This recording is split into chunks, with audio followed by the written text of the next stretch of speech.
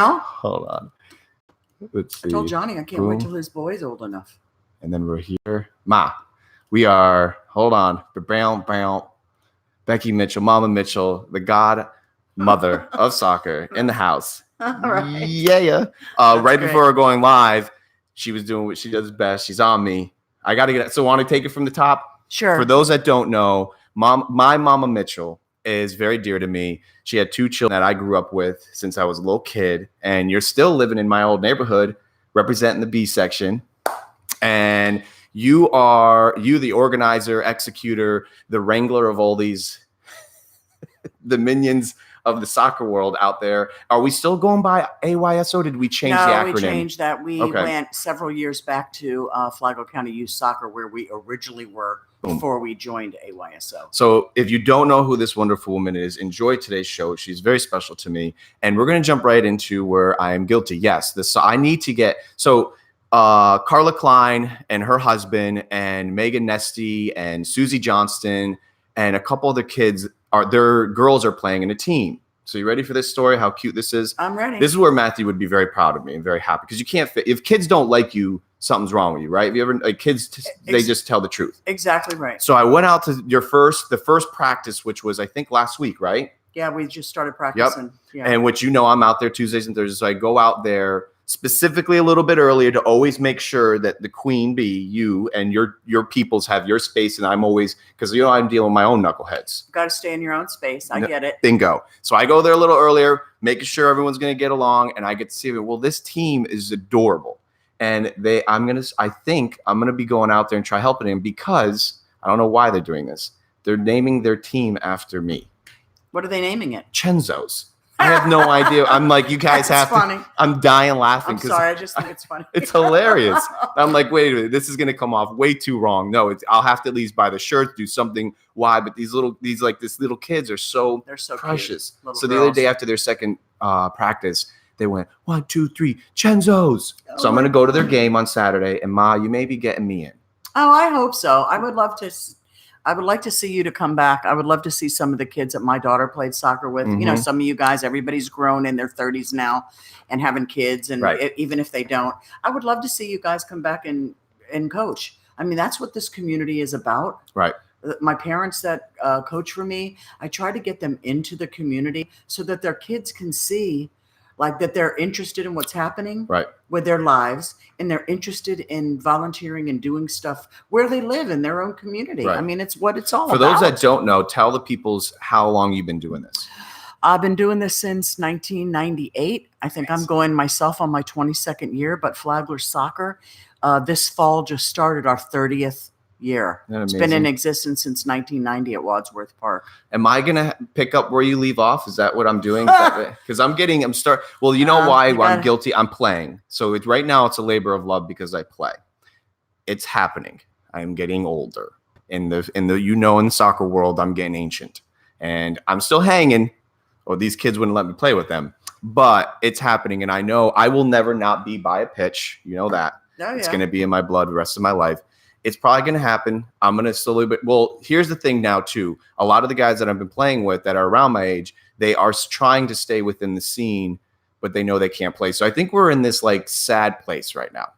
I don't know if it's sad. I would just call getting older, and it's life. It's life happens along the way, but you just get to a point where you want to do it because you feel good and everything is cool and there's no issues. Right. But your body just says, I don't think my knees are going to work the same. I don't think I can run as fast as I used to. And, maybe you're panting a little bit more than you remember. Why'd you have to say knees, Ma? Because it's new. It's my husband's thing too. Knees are the thing. Right now, I know my knees are. I'm super concentrated on my knees and a lot of resting. And that's another thing. Once you start resting, these young bucks are like, "Where you been?" And you're like, "Settle, taking a break, chill." But it is happening. But I want you to know this, and I know you already know. But for those that maybe need to hear, I love you so much. Oh, I'm happy to hear that. Thanks, I really do. A lot of people just they don't get it. If it seems like when you're on Saturdays at the soccer field, it's a business. You have to think of it as a business. There's things we have to worry about. There's kids. There's insurance rules. There's the state of Florida youth laws. There's referee laws now. There's youth violence stuff that's happening all over the world.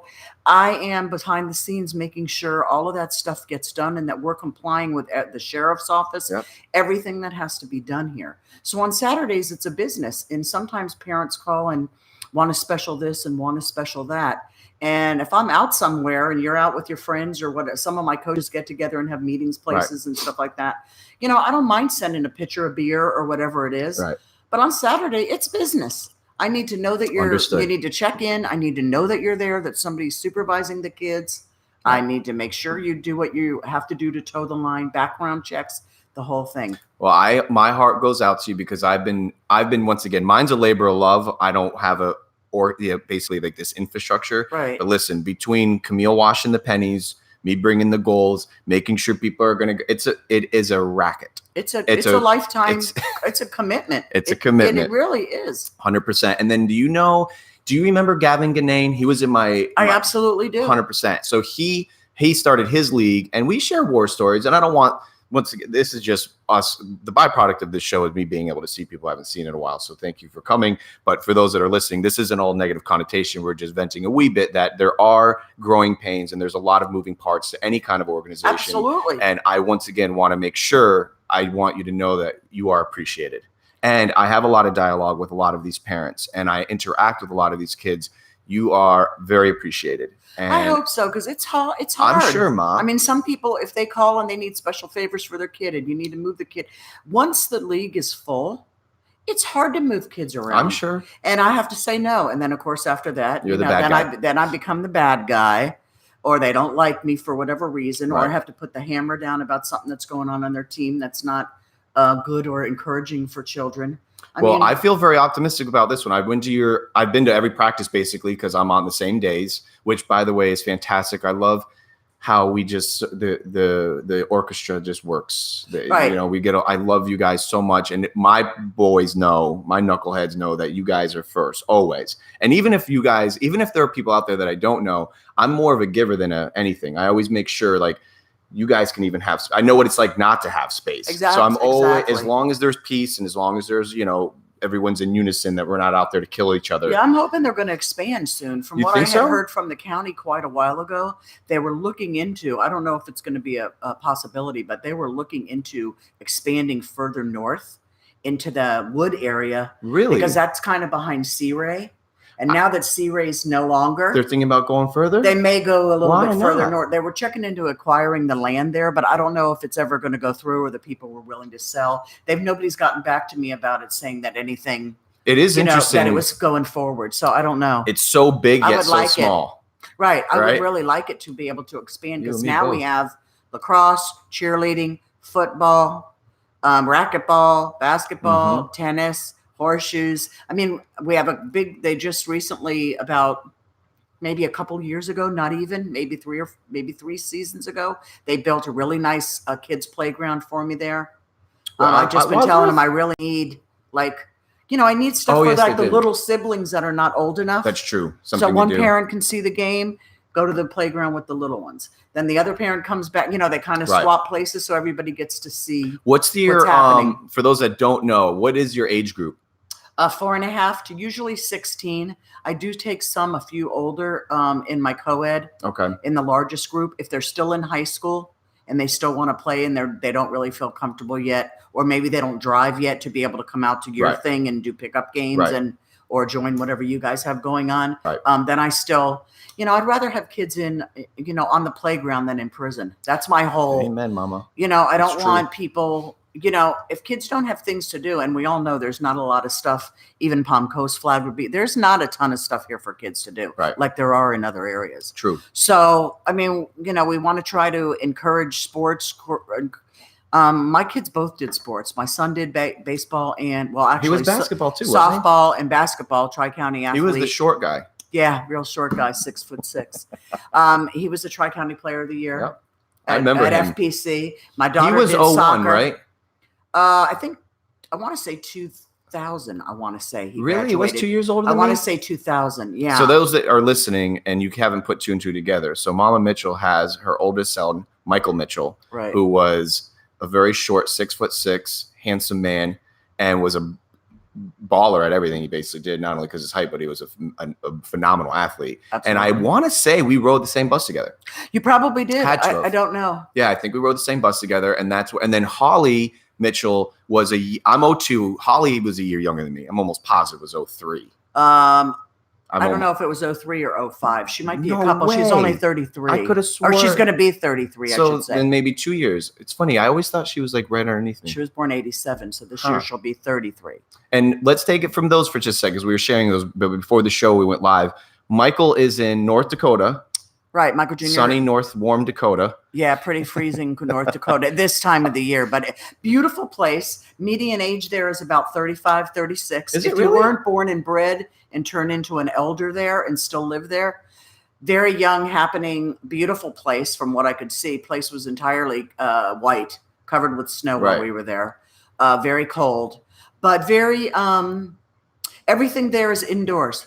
Soccer, playgrounds, there has to be. Pool. Everything is indoors. Wow. They do have, of course, outdoor places too, but for springtime and summer for the kids. When you went to visit him, was that the first time? First time I'd ever been to that part of the country. I've never been there. Beautiful, beautiful part of the country. Maybe not go in December, maybe another. Yeah, I'm going to try to go out there the end of spring. Negative 20 some odd? Negative 27. I couldn't do it, Ma. I have to say, it's cold.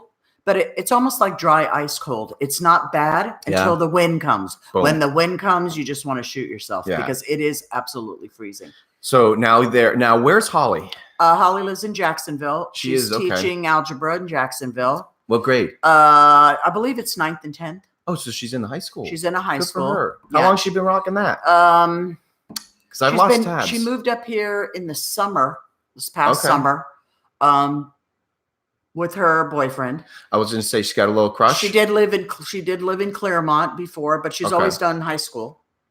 And then this year she moved up here. One to be fact that we really appreciated that she moved a lot closer to home because it was far. I mean, Claremont's an hour 45.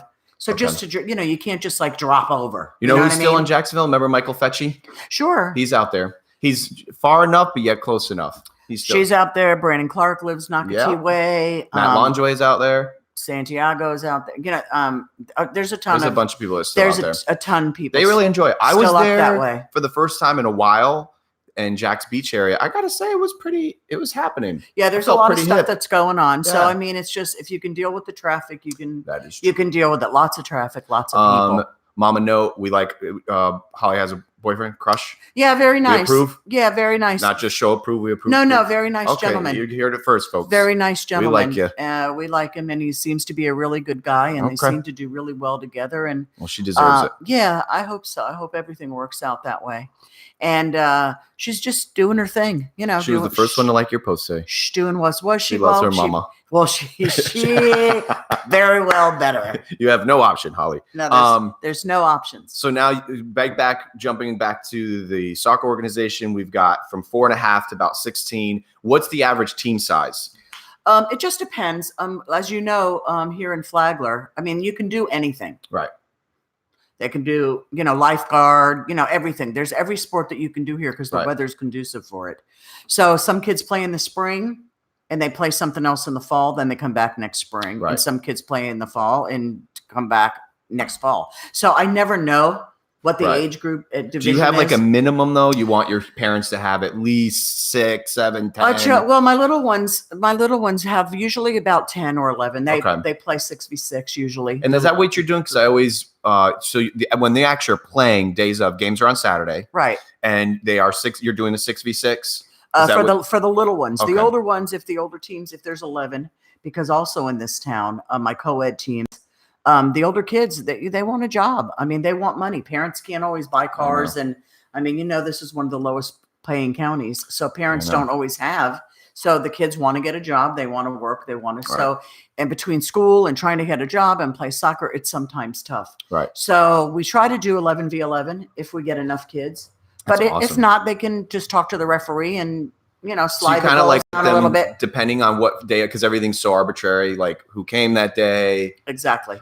This particular season, you feeling good about this season? Do you have we pretty well? I am. Usually I have a little bit more in the spring, but some of our kids go now to Florida Elite on Belterre. Okay. Is that the orange? That's not the orange squad? That's that West Ham thing here, or not West Ham, this, whatever it was. They're just I don't really some other organization. Yeah, they're just by the schools. They're in the Indian Trails. They use that park. Got you. Which is beautiful. It's very aesthetic. I was there for. Have you heard about Mario dos Santos? And he started Royal Palms. It's a division. It's in a division where they're playing at a high level, and he put a squad together. I'm very proud of him. He's very excited. I went to their second preseason game, but it's a legit. They're competing, and my apologies, I don't know the exact division, but they're competing like pretty high, and It's our first own our squad here from Palm Coast. That's cool. So I believe it's he had a bunch of kids come out. He had like tryouts and this and that, but I went to the game. But I play at Indian Trails on Sundays. They really do got it going on, those bums. Those are some beautiful fields. They're very nice fields, and I wish the county could afford to make ours more aesthetic than they are. But they're starting to take very good care of our property. They have come a long way. Yeah, I fought everything I could, and finally, I don't know how many years ago it's been, but we got the county gave us about $170,000 to fix that field up, because when we first got here, I mean, it was rocks and sticks and glass, and yeah, it was bad. And so we fought for it, and we knew that every home in Flagler County is when they're built, they're assessed a recreation fee that assumes the local area, or, whatever. So we knew there was money to do it. Right. We just had to kind of go and I didn't know that you were also pioneering that for us. Right. Well, myself and another gentleman, his daughter also played soccer at the high school level. James Cimarelli. He still works with me. Yeah, he's reffing, helping you out. Right. He is a board member. We are do Flagler County's his daughter together. Brittany and played. Is it Alex? Alex was older. She didn't play much soccer. She was in my grade. Absolutely. Yes. Absolutely. I just saw a photo of him the other day. And I saw him dressed up ref. I mean, I knew he was probably helping you guys out. Absolutely. He referees for me as well as helped me run things. And he's great. A treasurer of my organization. So he's in there helping you out. And and he's coaching with Brittany this year, U12 girls, in the same category that Dan is. So you'll see Brittany out there. On that topic, before we went live, Dan O'Fallon, you are loved, my friend. Mama Mitchell loves you very much. Isn't he great? He knows. He's a really good guy. He's so great. He's been one of the people that I know too is like a go-to person. You can rely on him. Absolutely. Because he's he's there for the kids, and that's what's important to me. Correct. I mean, sometimes I have parents that volunteer because there's just nobody else that will step up and do anything. People are working and people are busy, or people have other things happening, so they can't give their time. But he has always made time to spend an awesome amount of time with his kids, helping his own kids, and giving that special effort to the other kids on the team as well. He is a fantastic human being. And I always feel like, I still don't have kids, but I feel like your kids are a big representation of who you are, especially when they're young. As a person and a parent. And those kids are. So have you met his son? I do know Cameron and Marley. I know both of his children. Absolutely. We don't know what Elon Musk was as a child, but I would imagine it was very similar to what Cameron is. He's a genius. He's a good kid. He's compassionate. I'll never forget. You want a quick little fun story about Cameron? The cutest little thing ever. We were in the Turtle Shack, and they live right behind there. So his dad would as long as you go right there and back, and they'd go get like Shirley Temples or something. Then he knew we were in there, so we would message keep an eye on him. I got him. He would come in all the time. So one day he rolls in, and Cameron's got this amazing surfer dude, long hair, gorgeous. He comes in one day and his hair is butched. He just shaved it, and not in a negative way. But I was like, "Yo, why'd you?" Because I think he was proud about his hair. He said, "I shaved my head because my friend had cancer and they were picking on him, so I shaved mine." And that's exactly it. I said, "Dude, you have no idea. You're done. You're like President of the United States of America." That's the pathway that you are on. I said that kind of love. So since then, and Dan's actually taken me aside a handful of times before, and he said, "Listen, I just want you to know that Cameron really, really looks up to you." I said, "I look up to him, because he's taught me so much. I'm going to go speak at the high school on the 31st. I'm more excited to learn from these kids because you know this better than I do, Ma. They're in it."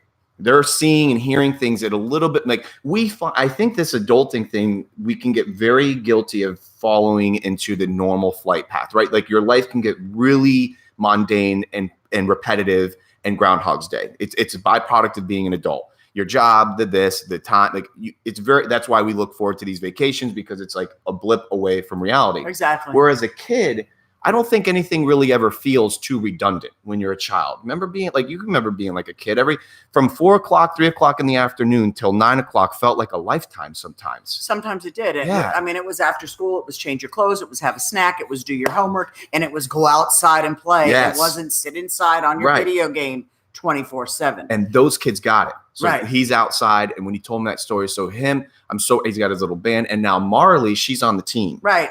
And she is something precious. But what a beautiful family he has. And then I told Dan, he's so excited about their team. So him and now Carla's husband, Barry, are coaching that team. So I'm going to be going. What time's the earliest game on Saturday? Usually 8:15. I don't know what time they play. I don't know what time they play opening day. No. We can't make it any later because I'm not spending my entire life there. Just kidding. I'm usually out of there by 1:30, 2 o'clock in the afternoon. There's 3 games. There's 3 cycles of games. There's an 8 o'clock, 8 o'clock cycle, a 9:30, 10 o'clock cycle, and my last games of the day, every age division, is 11:30, and then after that, we're done. So you, those games, at least, are those pretty static? The duration of the games, whether they're 6 or 11s, are they like 2:20s, or what are you doing duration wise? They either do 2 halves or 4 quarters. It's the coach's choice. It also depends on weather as well. If they're too hot, they need water breaks. Depends on like in the beginning of the season, they give them a little leeway because those kids are just starting to become teammates, gel together. Right. They want to make sure the kids have the proper endurance, plenty of water breaks. It just depends on that. Like when it's cold, it's up to the coaches and the referees to decide. You want to do 2 halves, you want to do 4 quarters. Just depends on how how flexible you are with it. You have to be because of this weather. I mean, you know how it is. It's cold in the morning. When you're in your car and you're wearing long sleeves and you're going somewhere, and by the time you get there, you're taking your jacket off and you're taking, it's just that way. Right. The weather here is conducive to it. So we have to make sure that we allow for the kids to stop, have a water break. Whatever. Of course, they have halftime snacks. That's so which is adorable. one of the fun things that the kids look forward to is, especially the little tiny ones. I have to say, I love all my kids, but my little tiny ones are like your favorite. There's nothing like it. Nothing. They're all running to a ball and they just are like little herd animals, and they're so excited to do whatever they can do with their feet. Right. Because they're learning they can't do their hands. Yes. So they're so excited to do everything with their feet, and they just keep running, which reminds me of a favorite story. I had to go one time to a convention, and you had to stand up and introduce yourself, say what you do for the organization. Mm-hmm. And I always did instruction for them, soccer instruction and management instruction. And they asked what's your favorite like thing about what you do? Right. And of course none of the paperwork and none of, all that stuff is like not my favorite thing to do. When parents call, I talk to them, I get what needs to be done. Sometimes we have a little conversation, because sometimes it is, well, my sister so-and-so, I know this person, even Chenzo told me to call you, stuff like that. Right. So those people I'll talk to for a little bit longer than usual. But I'm always willing to listen to whatever it is they say or need. But one day I just happened to be looking out the concession stand window, and it was the little U6 games. And of course they all run like herd animals, and the kids were so excited. It was like almost to halfway during the season. So I was watching just to, back and forth, my head going back and forth to watch what's going on, because they're so cute and they try to be so into what they're doing, but they're trying to make sure that like mommy or daddy, who's ever there, is like watching what they're doing. Right. So they're all, they look away, they look back, they look away, they try to follow the ball, and they try to get there first, of course. One little kid was running down the field and his shorts were too big. The mom hadn't done the string tight enough on the inside.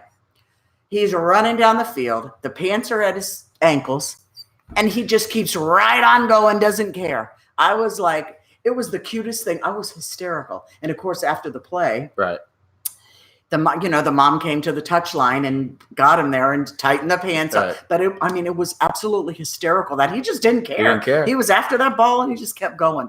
It was like one of my fondest things ever with those little tiny ones. This is what makes me, I've always loved you, but you're doing for this community and what you're doing for those kids, and the fact that it's soccer, which is my crack. I love what you're doing, Ma. And it's precious. The thing about it is The county cannot afford. I mean, the county maintains our fields. Right. The county pays our electric for our concession stand. The county pays the lights, which is very expensive to turn those lights on. It's a lot of money. People don't realize it. The county takes care of us so well. Right. It's just absolutely incredible. The only thing, and they're passive about most things. They just cannot run it. They can't do it. So I guess for them, they're happy that that James and I have really taken the ball, you know. Right. I'm trying to think. My husband helps. He cooks every single weekend. Does he really? He's awesome. I didn't know that. He does everything. So when you're there for the most part on the weekends, though, you're I'm in the concession stand on the weekends watching to make sure there's no problems. No one's legs fall off. Right. Well, no, you know, when my kids get hurt and stuff like that. But all my coaches are background checked. They're all concussion trained. They're all, I make sure all of that stuff is done. I do total, I mean, not just a little tiny dinky background thing. Right. It's global. No, you take it seriously. You have to. You have to, yeah. You have to. It's a business. You're dealing with kids. You have to be careful. I mean, all my coaches are very careful about any type of confrontation. I don't encourage it at all. If there's an issue, the parent needs to call me or the coach needs to call and let me know there's a problem. I think you've done a pretty good job of getting that out there. Oh, yeah. They pretty much You've got a tremendous amount. This is what I'm trying to become. You just have a tremendous amount of respect. I mean that. I would hope that's right. Yeah. I never know because, you know, I'm letting you know. I'm behind the scenes. I get to be, like I said, I'm almost like your eyes and ears because I'm there recreationally / you know, what I do is a labor of love. I'm just putting these knuckleheads together on 2 days a week. And it's crazy that I've still been doing it as long as I have. I've had a lot of people say, you should charge, you should do this. I don't want the racket because you know as well as I do, it becomes a monster. I like come a Tuesday, like today, if I really don't feel like going, I don't got to go. And I'll tell someone who I can trust, a point man, say, listen, tonight, do this, do that. Make sure the lights, make sure don't mess with her. This is this. And I have those people. But my point is, I don't owe anybody anything. Right. And granted, could I probably add a couple zeros to my quarter, to my year? Maybe. But it's a labor of love and I'm playing. But something is happening. There's a metamorphosis stage. And you will see it will happen by consequence. I'm probably going to start getting more involved because I'm not going to be playing as much. And that right now, if I wasn't playing as much, I'm going to be there anyways. But I will be there Saturday. I hope so. And I've been trying to encourage. I mean, you know, at Oceanside, I We're all asked Johnny. Guilty. Johnny's kids are getting big enough. Are they playing yet? DJ's not yet. But I'm waiting for them all to come. They're coming. I'm ready. Mom, I promise. And we're all, listen, I speak for DJ, Johnny, and all these boys that you basically semi-raised.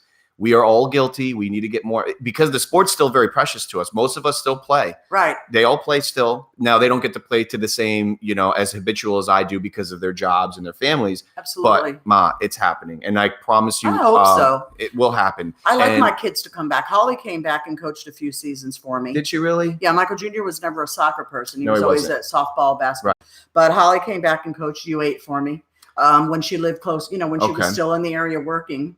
You know, before she moved away and when she was finishing school, before she moved over to UCF, she would come back. She coached for me. We're coming.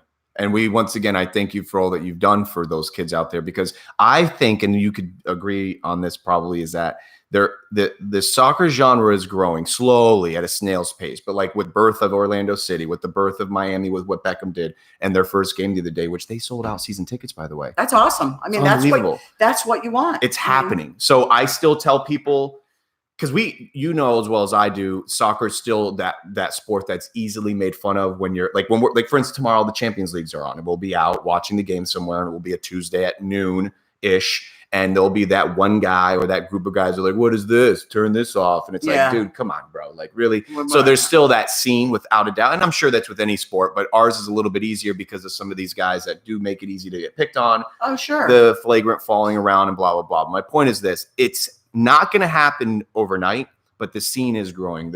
And you know as well as I do, any place else but the United States of America, that sport is the universal language. It is their religion. It is. I like to hear the different things that are going on. I mean, I have parents that are moving here from all over the place. And some of those parents that are calling are some of the ones that I get to talk to a little bit longer. I want to know where they're coming from. I want to know if their kids played soccer. I want to know why they're coming here. Right. I want to know what's going on. Like what, you know, and it's nice to hear when they call and say, well, we asked, you know, we went to the chamber or we went to the police athletic league and asked like where, you know, like where should we go to play soccer? Mm-hmm. We just moved here, you know, and we want to get our kids, and they send them to me. Mm-hmm. So I appreciate that. I mean, like I said, there is another league in town. There's a tournament team in town. But in the last 20 something years or whatever, I've tried to build a decent reputation for the program itself, as far as organization, business wise, things done on time, parents contacted, as they should be. Right. So everybody kind of keeps everything knowing what's going on. I've noticed in the last year or two, there's been way more of an influx of even inquiries, even those that you sent to me, which I appreciate. Obviously mine's just love, but what I'm getting, I get so many people, I would say many, meaning like maybe once or two every month or so, that they're like, hey, Becky Mitch told me to get in touch with you and this, and it feels great. So it is growing. And once again, I'm not favoring one sport or the other. Everyone needs their crack. That's what it is. And to me, and I was just talking to a very dear friend of mine, James Botempo, the other day, because he's still playing. His is softball and hockey, street like hockey without skates. Right. And he's an older guy, and we were talking about our knees and this, and he says, listen, I know that should be throttling back, but I can't because it's my crack. It's what you like to do. And it does keep me, I'm not 3 days a week out there. Always 2, sometimes 3. I'm trying to throttle back the 3rd day. That's what's killing the knees. But it's really it's healthy, it's spiritual, and then it's the camaraderie. So I love it. And I mean this, and you'll be able to hold me accountable for this. I will get more involved. I promise you. I hope so, because it's hard to get. I'm sure. It's not that everybody's not a good person. Don't misunderstand. But it's hard to get people that are there, I want to say, for the right reason. I know your motive is right. Some parents step up because they truly want to help. They don't know anything about the game. I'm like, hey, go, Google U6 soccer. Right. Everything is out there now. You can find everything, good or bad. Right. My parents don't understand why I don't allow them all to keep all their teams together every single season. And I said, because every coach brings something different to the game. Is that a big one? Or bad? It's not really a big one. It is from some of the other leagues. This season we have an entire team coming from Florida Elite. And they're coming as a unit? They want to come as a unit. And I told them, you can have your child, your assistant coach's child, and your team parent's child. After that, all the kids are mixed into the league because your kids have been playing together so many seasons. They already all gel, and they're not going to come and just, I don't care how old they are, how good they are, how bad they are, how many times they've won. They can't, when I'm starting with a whole fresh team of kids, some know each other from school. Some have grown up in the program together. Some have been on teams in the past together, but they're not always playing together. Right. So they don't know this one's game and this one's kicks and this one's strategy. And, so they have to separate. Well, correct me if I'm wrong. And they're fine with it. So it's working great. You're not trying to basically you're building like the love for the sport, something for these children to do, something for these parents to get involved with, but you also don't want one team to win every season for the it's not stating that they would, but this is just the way I know what you mean. You're keeping it diversified, and it's tough. It has to be. Right. That's my feeling. It has to be. And it's tough because I can play devil's advocate, and I can imagine, I don't have kids, but I'm very competitive, and if I were to have a team out there, I'd be one of those parents trying to make everyone an Eddie Johnson and going crazy, and I would want everyone to be the best. But it's tough because you have to understand that the motive of being out there is more for the kids so that everyone has a good time. And this isn't FIFA. Eddie Johnson's mother is at my field a lot. Is she really? Absolutely. He's doing a thing in Orlando. But, he started with us. I know he did. That's where it all started. Then he became famous and played abroad and did all of his different stuff. And now he's running some type of an academy thing, I think, out of Orlando. Yeah, he's doing a great job. His mom comes to my field all the time because nieces, nephews, cousins, they all play. They play. So that story, for those that don't know, because we're jumping around a lot because we grew up together, but there was a prodigy that came out of this area. And if you don't know who he is, Google him next time you're down. And if you do enjoy the sport, his name is Eddie Johnson. He was, to me, an idol, a god of the sport, and was unbelievable, and came right out of Bunnell, grew up in our youth system out here, and then went into FPC, was coached by Coach Sawyer himself. Oh, yeah. And that year they end up winning states, and he ended up going off to playing for the United States of America. In the beginning, yeah. And then he wound up going, I think, overseas to Germany, and he played abroad a couple of different places, I believe, until he came back and he's got something. And then he played MLS for a while. I think he went to Seattle. Went to Seattle, and then he may have went to Washington. I think he went to Dallas. Seattle Sounders, which he was killing it. He was like their poster boy for a minute. And then he went to, I think it was maybe Washington State or Dallas. I'm not sure, but I remember the color of the jersey because I followed his entire career. And now he is running an academy. And let me tell you something, listening to he's awesome. When he's coaching these kids, which someone's doing a great job at like recording him, and he's talking to these kids. And the other day, I stole something that he said to these because I'm dealing with a lot of these younger kids. And then even when it's the Cams and the Marleys and all them, and I'll say to them when they ask for advice, I say, the time to fail is, this is what Eddie said. I stole this from him. He says he's very passionate. He's got all these kids huddled around him. So the time to fail is when you're at practice. Absolutely. Fail here, fall here, miss your shots here, get it out of your system. But it's okay to fail here. Only time that it matters is once that whistle blows. Now you play. Right. But don't be afraid to fail at practice. What I love about him, I'm listening to him, and I'm telling the younger kids this too, as I'm teaching them, is that soccer, just like any sport, can be very cliquish. Anything can be cliquish, not just a soccer thing. Whether it's a sport, whether it's the cafeteria, it can feel cliquey. Get above it. And don't let that noise ruin you. Don't let the kid with the cooler cleats or the kid with the cooler mom or dad Absolutely. or the kid with the cooler car make you feel inferior. I don't care if you don't have anything cool play. Your playing will be the one that is recognized, not your cool jersey, not your Absolutely. That's why. That's and it. I wish if I could go back, that's the only thing. And back on that Matthew Robinson note, do you know when I went to tryouts, so it was a sophomore, I felt very inadequate. I wasn't that great. I'm still to this day not the best soccer player, but I guarantee you go against me. 100%. 100% every game, every time. But Matthew Robinson was the only guy while we were getting made to run. We had to run around the field, this whole complex 4 times. Everyone else was light speed compared to me. Matthew Robinson had light speed. He stayed. And ran with side by. Well, that's what friendship is I all will about. never forget that. Side and I didn't even side. really know him then. We rode the bus together, but like I knew him, but he wasn't like my compadre. I think it was actually freshman year. It wasn't even 10. We were all, because we had all left schools. It's weird for our school system. Remember, like Buddy Taylor was the middle school. Then we leave. I went to Indian Trails. Matt, John, Eric, and Carlos and all them went to stayed at Buddy Taylor. Right. And like the division began where I was like, I had no friends who had to rebuild. So then go back into high school. It was this awkward, like, are we friends again? Are we not? Everybody's back. Boom. Exactly. So there was a lot of who's cool, who's not. And Matt was like, nah, dude, you're my buddy.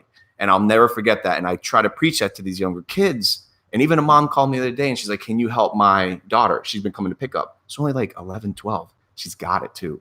She's in, I think, Palm Coast, but she's playing at she's playing like rec or something. I don't know where she's playing at, but a pretty good, they like travel on the weekends. So whatever organization is traveling now. Her mom's name is Clarissa and her daughter's name is, I think, Olivia.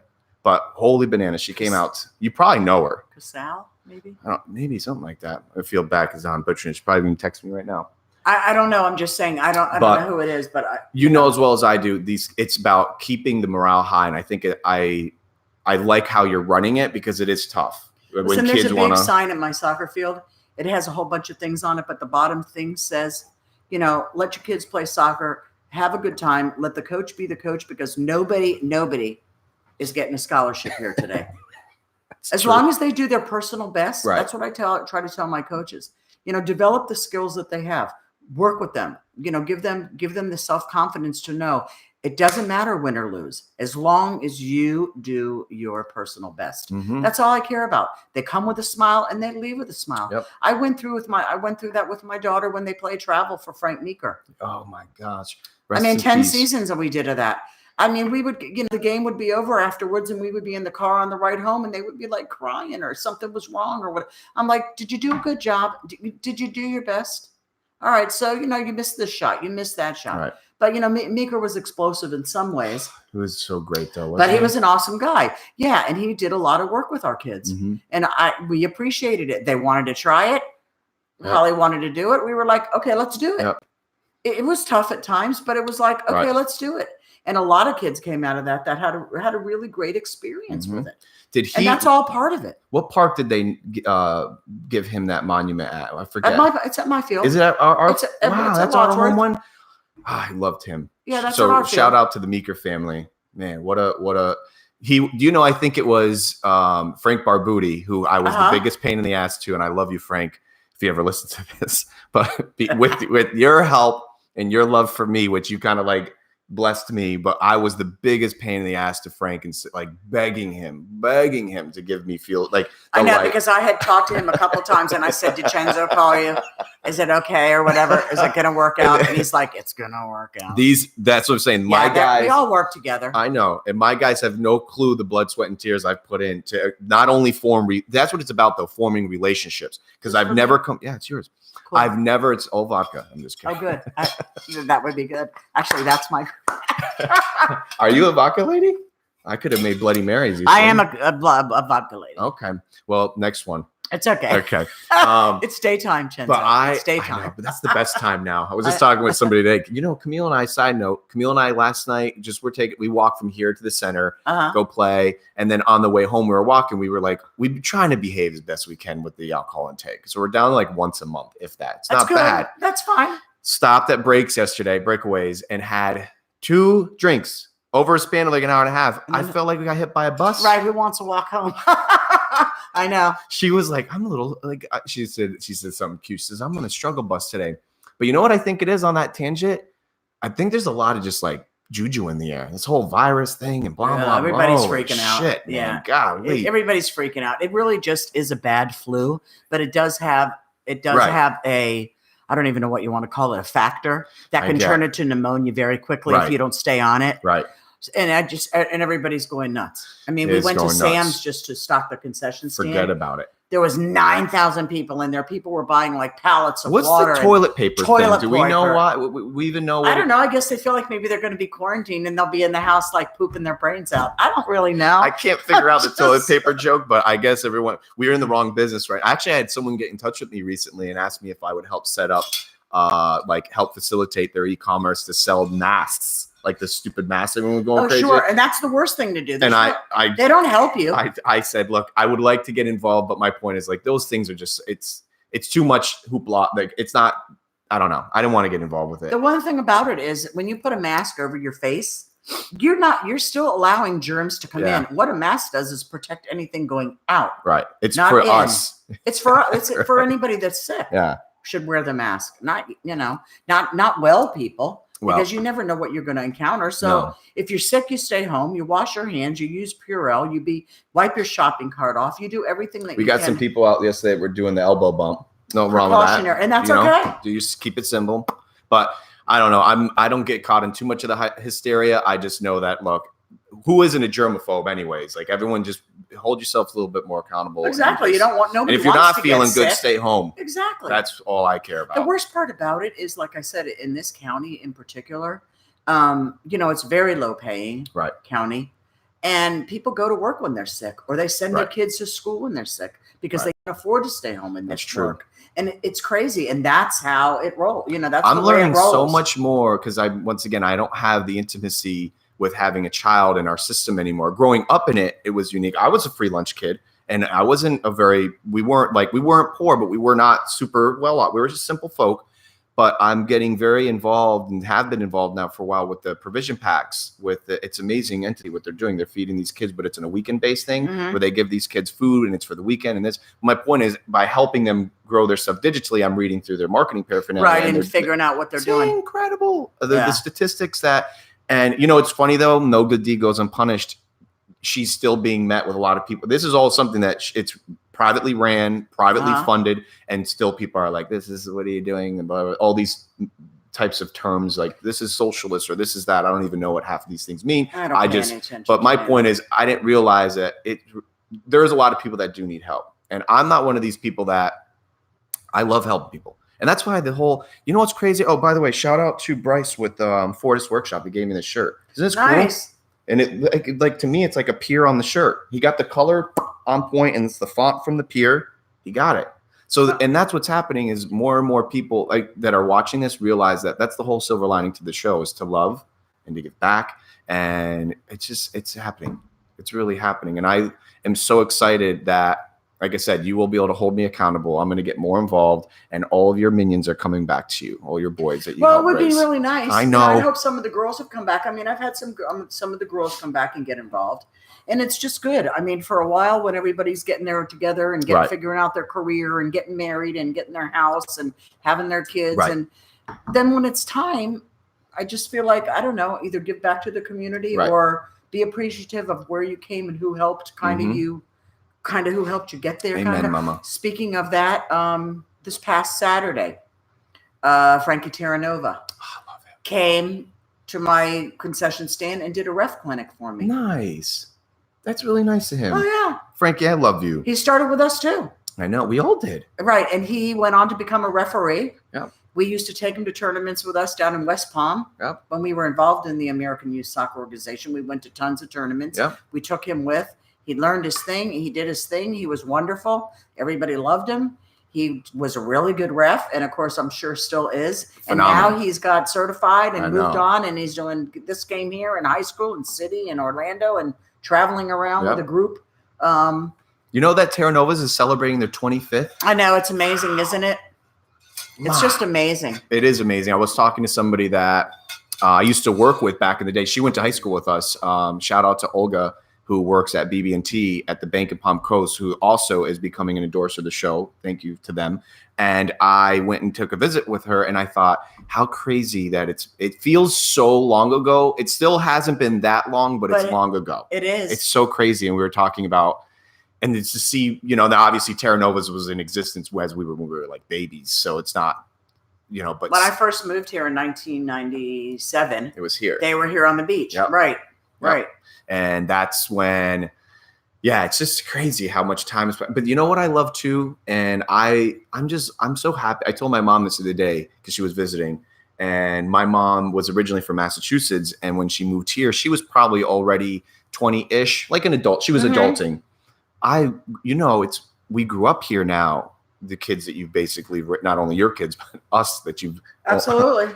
I said, Ma, I have she has like a really close girlfriend of hers named Beverly from Massachusetts that they still keep in touch with. I said, Ma, imagine having like 50 Bevs, and that's what it's like. And it's helped me so much grow, because I would never be able to survive financially off of being independent now for like 10 plus years. Ma, it's all word of mouth. And it's magical. It's spiritual. It's all metaphysical. Like I can't explain it, because I have a lot of other interneters, or no matter what you do, I don't care if whatever you do. And people are like, how do you survive? I'm like, word of mouth.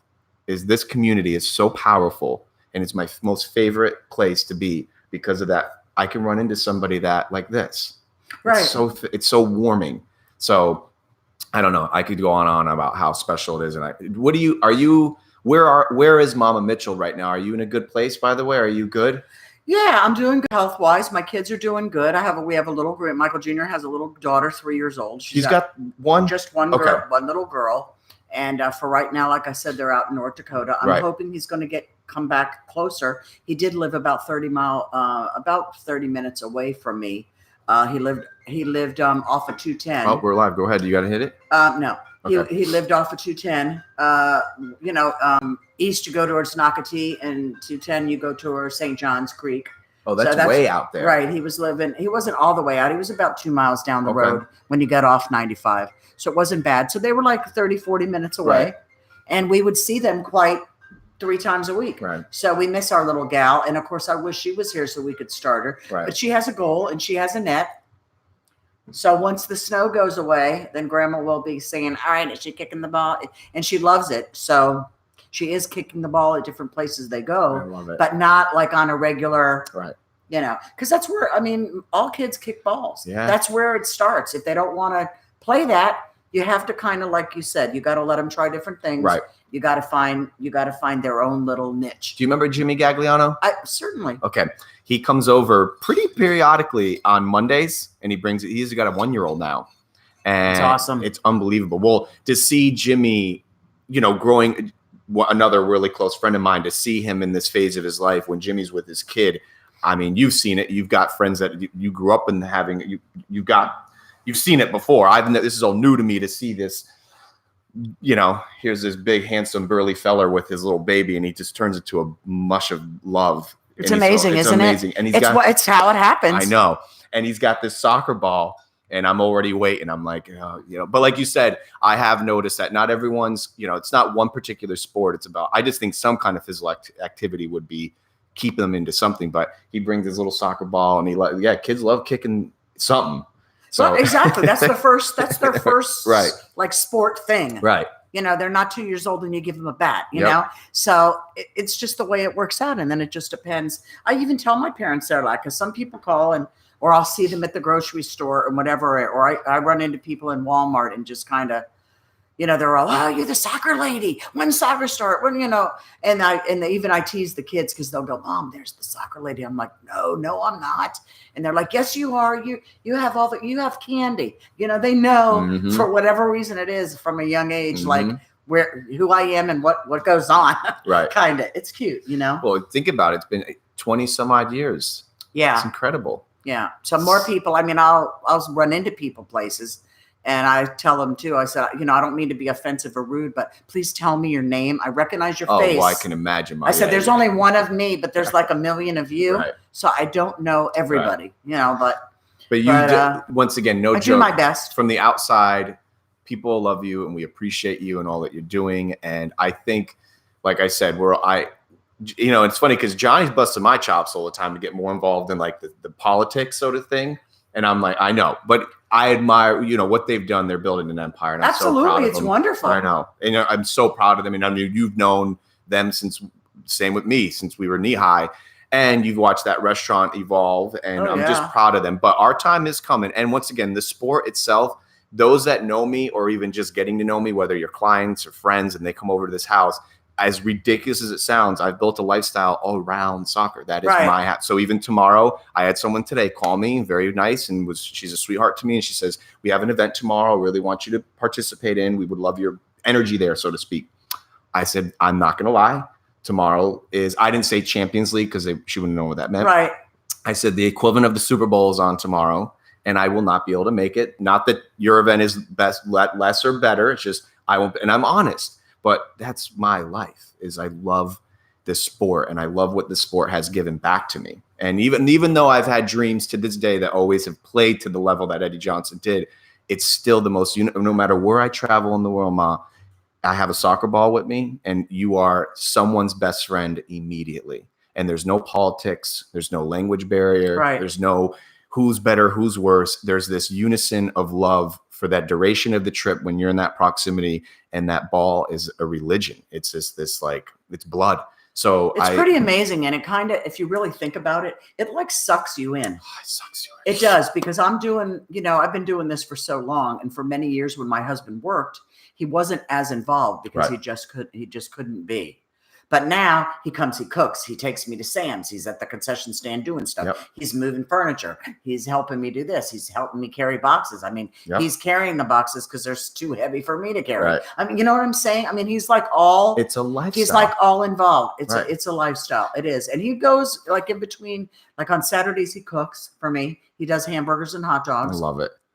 And then during, like when he's taking a break, you know, he stocks me up for a while in a concession. And then when he's sitting down taking a break, he's watching he's watching soccer that's going on.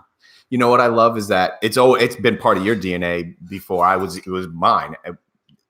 I try telling those that are getting in love with the sport, because we've got quite the following now. Even like you said, tomorrow we'll have 10 to 15 people on a Tuesday or a Wednesday watching this game. Right. And it's because of the camaraderie. And I'm going to tell you something. It's generating revenue for the places that we go to. You know, you get 10, 15 people on a Wednesday at noon. Right. Where are you going to get that? So what I've noticed is that most other countries figured this out in the 1800s. And that is it generates revenue. And what I thought was most adorable, I was super blessed with going to Barcelona last year to go see Barcelona play Manchester United in the second leg of the Champions League. And we have this sports here in the States can kind of be a little bit, it could be a debacle. It could be a lot of debauchery, which is nothing wrong with that. You guys, there's a time and place for it. The Barcelona game, I've never seen more elderly people. Oh yeah, and this all more ages. Organized. Everyone was there. The people that were going to this game, it wasn't about debauchery. It was 90 some odd thousand people in a stadium to see one thing, and it was just magic. Not to mention Messi was playing and all the greats, but 90 some odd thousand people for one time, for one mission, and that is to enjoy the sport. I know, it's amazing, isn't it? It's unexplainable. The energy, the love, the passion, and I'm not knocking any other sport or because if the stadiums aren't at that capacity, et cetera, but I am telling you the diversity of folk that were there. They had everything from little 2-year-olds all the way to 90-year-old. Oh, I believe and it was just gorgeous. Especially when you go, when you're in Europe or when you're overseas. I mean, that's it. Football is it. That is it. I mean, like you said, it has become just like baseball is the American sport. Soccer is definitely up and coming more than we know. It's getting there. And when I saw the news the other day with David Beckham, that they literally sold out, and they don't even have a home stadium yet. They're using some other stadium in the interim. Sold out season tickets, and that excites me. Well, you have to remember too, people that move here from abroad as well. I mean, just like it's in you, it's in them, it's in their blood. Correct. So they're going to go. They're going to find out where they can go to continue what they've been doing for 100 years in whatever country they lived in before. Yep. So hopefully, it'll go. Once again, I said it once, I'll say it a million times. It's once again, a lot of it is then the contingency and the love and the tenacity that you put into it, Ma. I try to do my best. I mean, it's hard. Don't get me wrong. It's a hard thing. It's a thankless job. There's days in the morning when I go in the office and my husband has to open the door and bring me something to eat or drink. Cause once I start getting online and my phone's ringing off the hook, and there's some days I field at least 80 calls or more.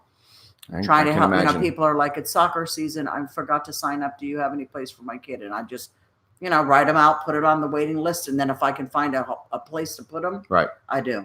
So I try to help do what I can. Right. But it's nonstop. It doesn't end. There's always something going on that I need to go to, or there's a conference, or there's something I need to be involved in, or, I've worked at the food bank. We collect during Christmas and during our fall season, we collect food for the food bank. Right. And we, and I have to go take it there. I mean, it's just, it's always something going on, but trying to be out in the community doing stuff. Right now, I do some of the work. I'm the executive director of the executive board for the Police Athletic League. Oh, really? Yeah, he's here for the lawn. We're live. People still don't think we're live, but it's scripted. I don't know. I'll let them know. Just tell them we're doing what we're doing. Hey man, I'm in the middle of a podcast. Are you good? Yeah. And I think I don't think so. Don't worry about that. Okay. I appreciate you, bud.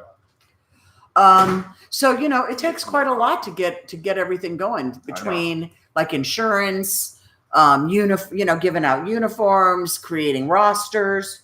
Rosters the kids are rated at the end of the uniform thing, by the way. How do we do it? Yeah, because I was wondering, I think for those if you couldn't hear me, I asked Mama how the uniforms work with you guys. How, as our teams, do you provide the uniform? We do. You do. A jersey, shorts, and socks. Every child gets a jersey, shorts, and socks. Every child gets secondary injury insurance in case they get hurt. Interesting. We do it. The registration fee includes all the games and practices. Okay. They get some kind of an award at the end of the season and a pizza party. And I just believe, I can understand how some people think, well, they shouldn't get, if they don't win, they're not the best and they shouldn't get this and they shouldn't get that. Right. But these are kids. They're out there. They're putting they're trying their hardest. They're putting their personal best. Right. It's something they're devoting their life to, maybe, if they develop the love for the game and continue like you have. And why shouldn't they have something? My trophies don't say first place. We don't keep stats. It's a participation thing. Right. That's all.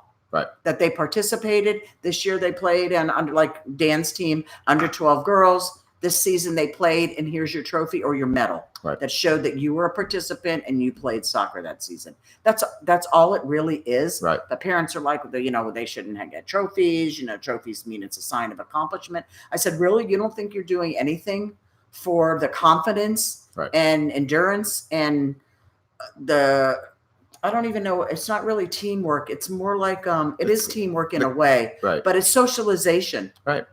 100%. Of playing on a team. Not every kid knows how to join in and be part of something. Well, Ma, I've noticed no matter what you do, even with my little show, I got people that are like, you need to do this. You know what I know? I tell everybody thank you because it means they're watching it. And in your case, it means that they're participating. Right. But everyone's got the opinion. And I think it's good to hear it, but then also too, it's like the guy that gets mad about the person that moved it next door in the lot. Just buy the lot then. Exactly. And I don't want to sound like that asshole, but it is what it is. Like, it's the world.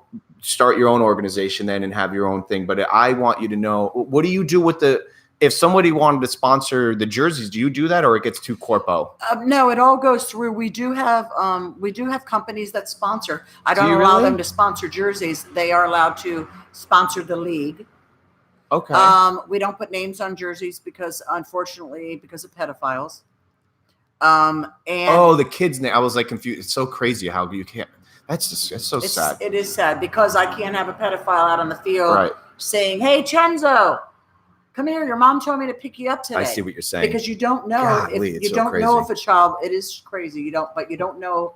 And you don't ever want to have a child be any temptation for a child to go with the wrong person, somebody they don't know or anything like that. So I'm constantly watching, the pedophile thing on the FDLE site. So what about business names on the shirt though? Like, are you doing that? Just Flagler Soccer. We put a big placard up at the field. They're sponsoring with the name of their business, saying they're a proud supporter of Flagler Soccer. Okay.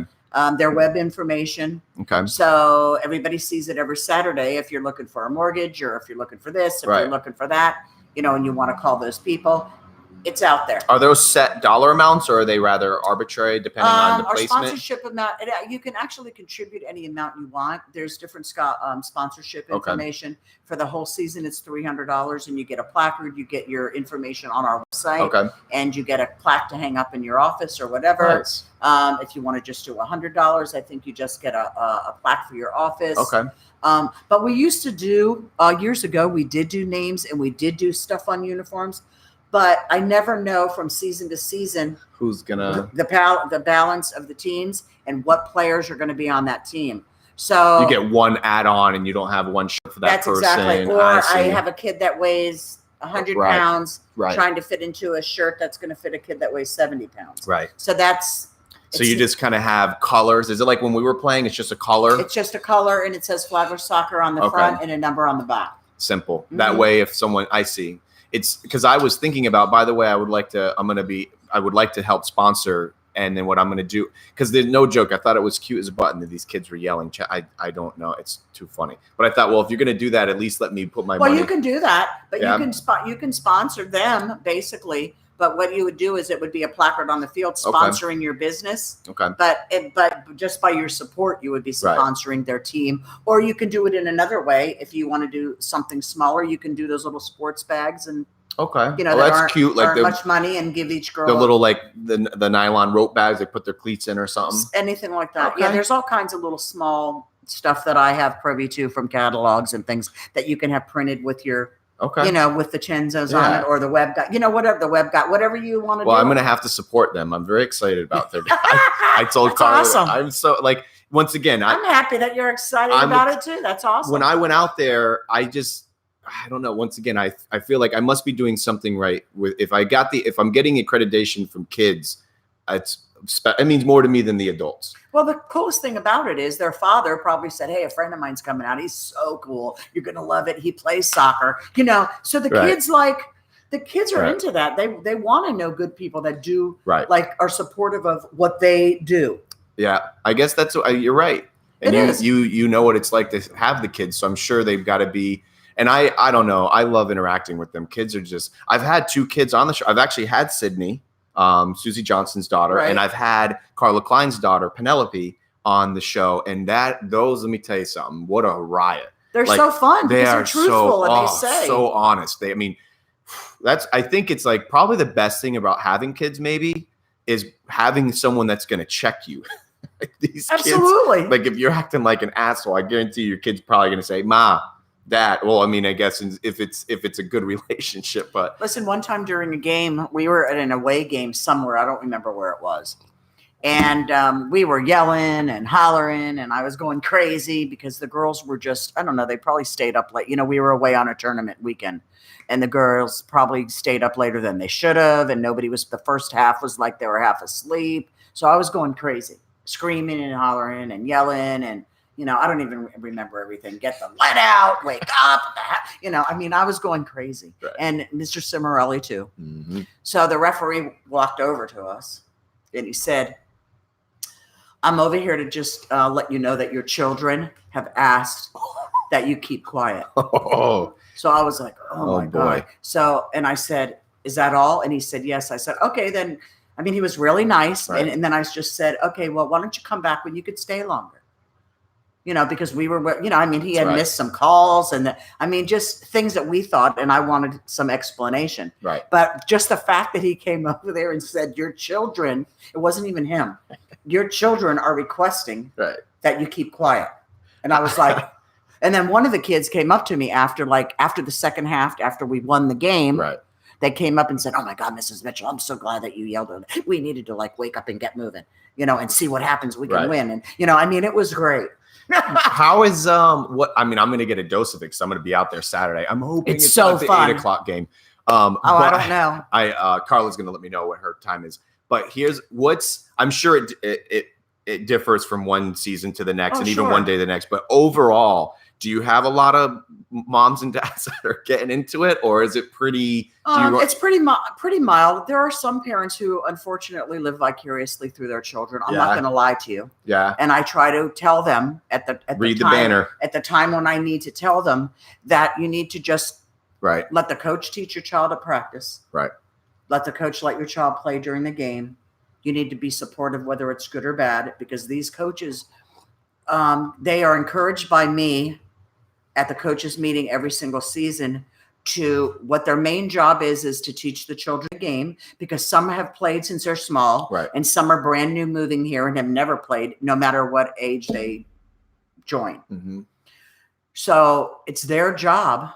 I put the onus totally on them to teach the children the love of the sport. That's what it's about. It's about basics. It's about fundamentals. It's about teaching children to develop the love of the game. Mm-hmm. Then you'll find out who your kids are that are going to play both seasons. You'll find out your kids that don't like it and want to play baseball, and maybe that's their thing. Right. Maybe that's what they're good at. Right. They learn to strategize in their own brain. And I tell my coaches to treat them to be reasonable. Right. You can't have any expectations. Yeah. I mean, when you're a coach like that, you can't put all of your expectations as an adult on children, because they're going to disappoint you time after time. Right. They're not going to do everything that you told them to do. It's a learning process. Right. So I try to teach them different things about that. We talk about all kinds of things. We talk about stranger danger. Mm-hmm. We teach about the proper way, to touch children that are not your own. Right. All kinds of things. You can't leave all different things about not leaving yourself open. If a parent is late, please ask another parent, mother and father, to stay till they come. You can't leave yourself in any kind of compromising position with children. That's changing. You never know what's going to happen. That's changing more and more. I thank God kind of keep my ear to the earth, so to speak. And the other day, Camille and I were on our way home from a walk, and there was a kid who had been missing for 4 hours or so he had got off the wrong bus stop. Oh, wow. And he was curled up in a ball on my street, just crying, and they couldn't even articulate any words. He was so scared and so lost. My initial thought was, thank God, no, literally turn my phone on and start recording. Not him. I wasn't just turn it on, just in case. I don't know. God forbid he lifts his head up and he's bloody, and then I'm standing over him. I don't want any of that. So it's sad that I know. World. So I turn the phone on, I start recording, and I immediately start trying to talk to him as if I remember being lost when I was a kid. I just try to remember thinking, okay, but I also had to turn some thoughts off where I thought, I'll just bring him where he's got to go. I thought for sure, I'm like, hey man, how far? He was having a hard time put words together. And I thought to myself, wait a minute, don't get him in a car, keep him in visible sight, keep him out in the front. But it's sad that you got to think that way. But I was told by my mentors, and I called our chief Downey, who I love so much. Yeah, Matt's awesome. God, I love him. He's on the police athletic league board. Is he? With me. I love him so much. He's awesome. It was so amazing. One of the board meetings we were in not too long, or city meetings, he just said, in this room right now, how many of you have my personal number? And we all look around, and every single person was like, psh. And he goes, how many of you call it? And we all were like, and he was basically proving a point at that meeting that I'm available. He's visible. I love him. He's awesome. And he was visible and available that day. I called him. I said, Chief, I'm sorry to bother you. And I don't just call him to tell him about the weather. He knew he answers when I call. And I've only called him a handful of times, and they're usually like, shit's bad. Something's going on. So he answered. I said, Chief, I found this kid. I don't really know what to do. And he says, you're doing everything right. He said he's already been reported missing. And it was amazing. So we kept him out in the front. We kept him calm. I gave him, you know, kids love getting, you know, as well more than I do. But I gave him, I think, a magnet. And I gave him some, you know, keep something him occupied. Camille was giving him apples. And like, he was just, you could tell he was at peace. But it was tough because I first thought, oh, I'll just bring you home. And I even the chief said, no. God forbid I would have been in the car. And who, you know. So did they come or the parents came? Well, here's what's trippy about it. The cop was here in 2.7 seconds. It was awesome. They had already been looking for him. But I had said, I saw the kid's name on there, which I won't say, but I saw the kid's name and I gave him a magnet from the podcast. And I said, like, I didn't say to him, tell your parents, but I just gave it to him hoping that the parents would want to know, like, who was this guy? Right. Not that I don't need any thank yous or nothing. I just would love to give him a high five and be like, what a story. Because I can't imagine losing your son. They just moved here. Oh my gosh. They just moved here. So like he got off the wrong bus. He lived on 20th. Never mind. That way. Far. And South side. Yeah. Oh wow, far. Yeah. So, and he was walking. So my point is like, I just would love to be like, because we'd be best friends for life probably. But I'm so glad Camille's with me too, just because it added the woman-esque to it, having a woman there. But no, I never got to know who it was. They never got back in touch with me, but it's okay.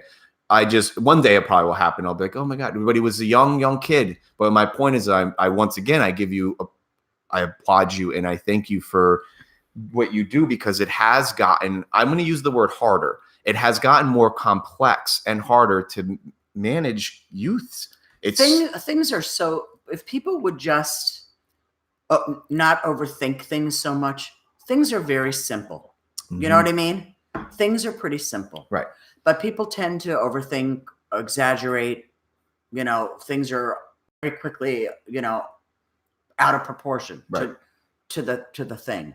So to whatever they're talking about. So I try to stress that stuff. You know, you need to, I give out papers that say 80 words of encouragement. You know, don't say you did a bad job. Say next time you're going to be able to do that the way you want, execute it the way you want. Right. You know, I give out all kinds of papers about things they need to know, things that they should do. Nice. You know, to make sure that they know where to meet coaches on the field, how they can be identified. Right. Might make my people go through the background checks. At games and Saturdays at practice and games, they have name tags that they need to wear. Oh, nice. So any child that sees them knows that they belong there. If there's an issue, if there's a problem, somebody is there to help.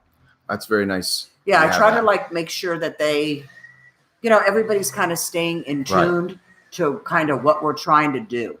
Well, once again, it's been a growing process, I'm sure, but these are all the logistics that a lot of people don't know that goes into running any organization. Exactly. It's a racket. They come, you know, a lot of parents don't want to be involved, but they want to come and they want to, you know, voice their opinion or say what they don't like, or you should do this or you should do that. And I'm like, you know what? I'll be happy to help with your problem. Right. But next time when you come back, if I haven't solved it, you need to bring the solution with you.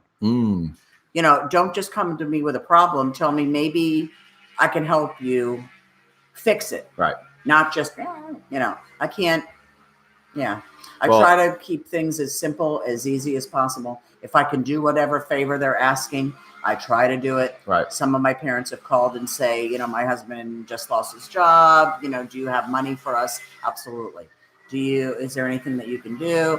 Unfortunately, my wife just found out she has cancer and I have to work. I can't get there. Can you put him on a team with so-and-so? He doesn't live down this too far from me. Right. Maybe they'll take my kid back and forth. Absolutely. Right. But to just say, okay, I can't come on Tuesday because, you know, I need to move my kid to another team. It just doesn't happen once at the late date of the season. It doesn't happen. Well, in the very beginning, if there's an issue, I try to do my best to match up. Right. You know, practice night or, you know, if I can, because I understand people are busy and have other things to do, but I can't upset the entire apple cart for one person. I look out for what's best for everybody, not just. You got a lot of moving parts. And I thank you because my little racket that I got going on can be extremely taxing, but once again, we're all the silver lining to this whole thing is that this sport is very special to you. I know it is, and it's very special to me. And I'm hoping, and I tell my younger kids this, that aren't even that younger anymore, because I've watched them as younger, but I say, I'm hoping that someone picks up where I leave off too. You know, I can't do it forever. I'm not gonna be able to go out there. Once I stop playing, which I hope is never, but once I stop playing, I won't want to go out there on a pickup and just stand there. That's right. not, you won't, you can't. sorry. I know. And she gets mad at me because I was supposed to rest like a week ago or so. And I only went out there with the mindset because it was your first practice. Remember, I texted you and I said, what time can you said 7? Yeah. I've got like 1 or 2 point men that I know will be able to have tact if God forbid there was something. Wrong. And I thought, you know what, I'll still just go, even though I didn't want to because I wasn't going to play. I still went, and of course I played. She got mad. But my point is, it's such a special, I love being out there. Isn't it magical too? It sounds so, it's just, I just love being out. Once you're out there. I don't know if it's magical. It's just something that you love to do. I mean, that's what it is. It's the love. And that's what I try to get encouraged by my coaches. It's the love of the game. True. It's something you just, it's something you want to do. Yeah. I mean, it's like in you. It is. And it brings people together. And I love being able to see. And like I said, I'll be there. I'm going to be at all your practices, the end part of it, because I get out there at 7 anyways, just to make sure my minions we're waiting. Behaving. My guys don't even show. If I say, you know what it is. Do you have a problem with punctuality out there? Or are you pretty good? No, they're running the games or practices? Anything. Not God really. Bless. Most of the time, everybody's pretty good. I envy you in that. I say 7, they're there at 7:30. I say 7:30, they're there at 8. Like and there's another guy that runs a pickup league on Sundays. He's like always conversing with me because he just recently started doing it about a year or 2 ago. He's like, how do you get these guys to show up? I said, forget about it. No, adults are bad. Oh, yeah. God. The coaches are pretty good. And, of course, the kids are excited. They get up. Right. There's some kids that they go home. They don't want to take their uniform off. Or they get up in the morning, first thing, 6:30 in the morning. They're up. They're already dressed, ready to go, and the game's not till 11. I remember You know that. what I mean? I remember being I remember days after a game on a Saturday staying in my I was the green team. And I think actually Mika was a bunch of people. And we had the green jerseys, and I would keep it on. Oh, I'd even wear my cleats inside the store. I was so excited. I was like, this is what I wanted to be in this all day. But yeah, it's a wonderful thing. Does the group have a Facebook page? We do. Flagler County Youth Soccer. You got to get on and like it. I know. I didn't even know you had a Facebook page. Absolutely. I'm guilty. Let me get that. I'm going to tag that to the. Absolutely. You got to check it out and see, because I'm always putting stuff and different coach tips and all different kind of different. So I'm going to put that on there. Listen, we did good. Is there anything else? Do you have anything else that's going? Nothing. Thanks for having me be here. Of course. I'm happy to always come and talk about soccer. At the end of this season, which will end mid-May, the beginning of June, usually we're going to be signing up, registering for our fall season, which starts in September. We do 2 a year. How long is the season, March. by the way? It's 10 weeks. Okay. Also, depending on the inclements of weather. True. I mean, sometimes we get, if we get rained out, or like this particular season, we only have 9 scheduled games because we are skipping Easter weekend. That weekend we skip. Okay. And then we'll have one night game, which are usually on Wednesday evenings. Really? Yeah. Okay. We have one night game usually a season. The kids love to play under the lights, so I try to do it. But as you know, like you said, you got to really encourage your guys to be there early, because I think the county, I believe they want those lights mostly off by, I think, 9:30. We're out of there way before then. Are you, even if they're late and stuff? Let me tell you something. My buddies and I have been joking. We're getting older. Even my younger kids, we're getting older. And we used to play for almost 3 hours. So now it's like 2 or something? Not, sometimes hour and a half. Well, that's cool. Whatever. We're not even hanging. I mean, it depends. We're in that season right now where everyone's, I think, just like, if it's not great, they don't want to be like the games themselves. If the energy isn't there, or the teams because the teams are always not set. We pick 2 captains, and we go. We try to keep it even. But if we get into a game and the other team isn't trying, or one guy walks off, those are the nuances of a pickup squad. Oh yeah. Point is, we're way out of there, and I'm usually the last to leave the field. So far, it seems that whoever used to be on the football fields would leave them on, and I'd have to walk over. Someone's turning them off, which is awesome because it saves me having to go all the way over there. But there's no one really out there. Once you guys leave, maybe. And I try to be that guy that someone wasn't for me when I was a kid. Yeah. Because I remember back in the day, I'd go out there, and the Portuguese ran that back then. Yeah. Well, that's a long time ago. I'm going back 30. Mm-hmm. I used to go out there. I was a kid. I was probably just hitting double digits, and I would go out there and I would want to play. And there was the Portuguese, and they would let you. It was a very political. See, with me, I try to let anyone can play. So and that's why I love when you send people to me, and those that are listening to this. And if you don't know, everyone is welcome. And I don't care how old. We've had kids out there as young as, I don't know their age, but they're like waist high to me. But we don't slide tackle. We're not killing each other. And as long as I'm there, I will vouch to make sure that not only they will play, but I'll even put them on my team and kind of watch over them. But my point is, I run a everyone's welcome league. And as long as you can kind of, the only thing with me with pickup, just kind of know how to hold your own. You don't have to be fantastic, but I don't want you coming out there to kind of like, Get hurt.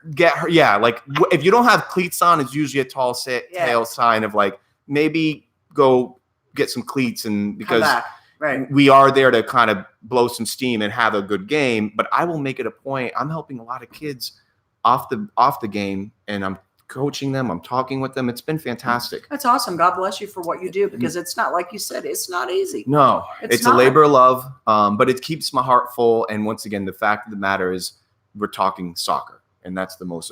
That's awesome. That's the best. We do our second season, starts in September and ends right before Thanksgiving. Okay. So, I mean, Pierre, we always try to know, we don't really advertise, once in a while put stuff in the paper or whatever. Right. But generally, if you play soccer and you're a soccer family, you should know when soccer is. True. So hopefully they would sign up. We do a price reduction for early signups. Oh, okay. The first 6 weeks after our season ends, the previous season, like now, we will do it from June to probably mid-July. Like an early registration? Yeah, early registration fee. After that, it's regular fee. That's very smart to do that, and that's fair. So it's encouraging for people. It helps you organize what's going to happen. Like, I know the league that we used to play in, the adult league, used to do that early registration. I think Gavin's doing that now too. You can pay, and if you do it in advance, he gives you a courtesy, just because it helps you guys as the facilitators to know, okay, I'm going to have 4 teams, 6 teams, 8 teams. And how is where is his team playing? He's right now, oh man, he shares me his war stories with the city and finding space and the lights. It's a nightmare. And that's another thing I'm hoping changes slowly but surely, is that, and I know, once again, part of the solution, I don't want to complain, but why don't you come to the Sports Alliance meetings that are given at the city? Well, when I find out when the next one is, I'll let you know. Okay. I would like him to get more involved, because the city's they're trying to branch out to work with the county and the other sports groups in town to find space for everybody. I will come. Because of you and what you've done for me and helping me, the segue to Frank, I've been super blessed. My space, the lights, I'm so thankful, and what we have. He's more, he's running a league, so he's got a lot more moving parts. I think right now, they keep floating him back and forth between Seminole Woods. I know, which he hates that spot.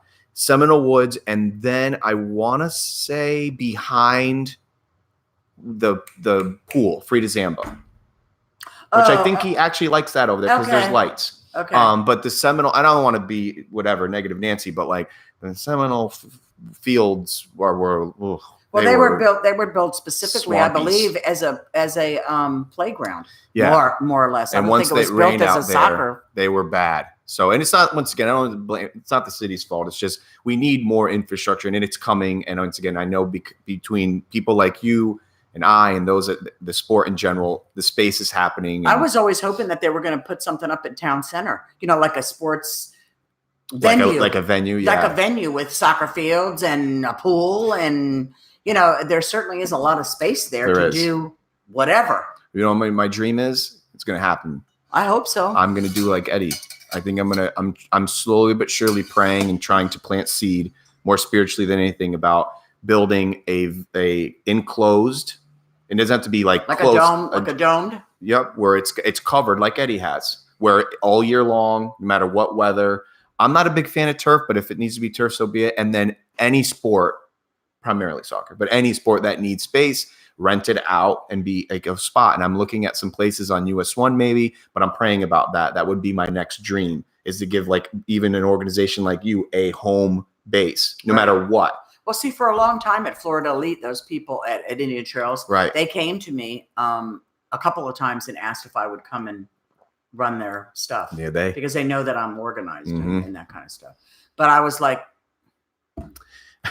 I got to sleep too. Well, it wasn't even that. It was just the fact that they only have there's only one facility there. They have all the different fields. There's one bathroom there. Yeah, there's one small little concession area there. And and they rent it out to everybody, across whoever uses it for tournaments, whatever the city rents it out. So I'm not schlepping stuff, I'm like, I like my county fields. I did a lot of work here. I'm happy here. This is my home. I have a whole huge, I don't know if you remember, but when we first started, I had like a shack. Like a little shack. I do remember that. And now I have that huge big building with bathrooms and the whole thing. And I remember it being sand and glass and rock. And that's dirt. In the very beginning. James and I did a lot of work. And of course, another gentleman that worked with us at the time, Ernie Toth, he was involved in that. I remember him too. Ernie, right? He doesn't, I don't know if he still lives in town or not, but he hasn't been with us for quite a while. Right. Everybody forged forward. Melissa Holland's father, Jim Holland, helped us figure out what we needed to do to get things moving. Yep. And and we did it. And now it's a nice facility. It is. They are working on it more. Every season it seems like they do more fertilizing and more stuff like that to keep. It is. I told Frank the other day because I always. It looks good. Great. I said you and your fieldsmen or the groundsmen are doing a fantastic job. Yeah, they're learning. They're doing really, really well. They really are. So I'm hoping, I don't know what they're really willing to do there. They can't do too much. Right. But I would like to see, I even told them, I said, maybe we can do like an area where, we can contribute and the county can contribute and we can like landscape some areas to make it, more curb appeal. I told Frank the other, this was like, I think the beginning of last season, so to speak. I said, is there anything that I can do as an individual and or business to help make a contribution in the event we couldn't afford lights or this? I know I couldn't cover all of it probably, but still. And at that point, right now, I guess we're in a decent season where but I always want to make sure that we have those facilities because it's a lot. And that what they've made with a little bit of nothing with those fields, because I know it's tough. It's a lot of field space. I tell him all the time. And he has asked me before. He said, I can't, I'm not going to come and ask you for money to do this or do that. It's a county facility. We take care of it. So periodically, whenever, I will just go there and say, okay, here's my donation. Right. And I'll give them a check or whatever to pay for paint or new nets or any of that stuff. So that's something if you want to. The new big ones with the wheels. Right. We're moving up. Right. They pay for all that. So those are things to consider too. If you want to contribute to that or paint or, whatever, if you ever do, just let me know and then we can do it together. I can say you gave this to me and I'm adding to it and we're contributing for what they allow us to do because it's really awesome. It is awesome. They don't charge me for the electric, for my concessions. I mean, nothing. Everything is taken care of by the county. Right. And the lights are major expensive. I know. Frank told me what it means to me that he's letting. It's incredible. It's amazing what that stuff. I mean, super expensive. That's why I even tried. Put them all out, and I was like, I told Frank this when I am out there and there aren't people like on the what one particular area or not. I turn them off just so that this time next year, as things continue to accrue, that we'll look over the fiscal year and hopefully it's saving a tremendous amount of money. When I go out there, because sometimes I go to Sam's. Now that Mike's retired, we go more during the day. Right. But I used to go at night. And then I would walk around and shut them off all the time because it's like saving. Amen. It's a lot of money to even put them on just for a little while. Amen. That's why my guys, if I'm not there, which isn't even too often, but if I'm not, my guys know, well, I don't care about just our spot. Go around the whole field, make sure all of them off. Even the one next to the racquetball court. A lot of people forget that one little one that does the inert field. Turn them all off. Well, listen, I love you very much.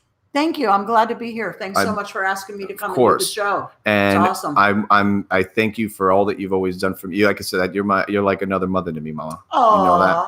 I really appreciate you. Anita will appreciate you saying that.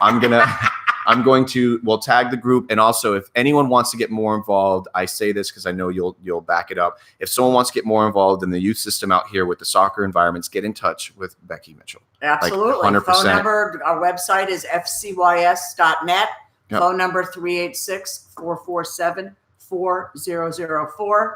I am the person at the other end of the email and at the other end of the phone. You can always go onto our Facebook page, website, whatever. And you are always available. I've always loved you for that. You've always answered when I needed you. So thank you so much. We'll get this. Anything else? We good? No, that's it. We're good. Thanks. Love you. I love you too. Boom. Thanks for having us. Of course.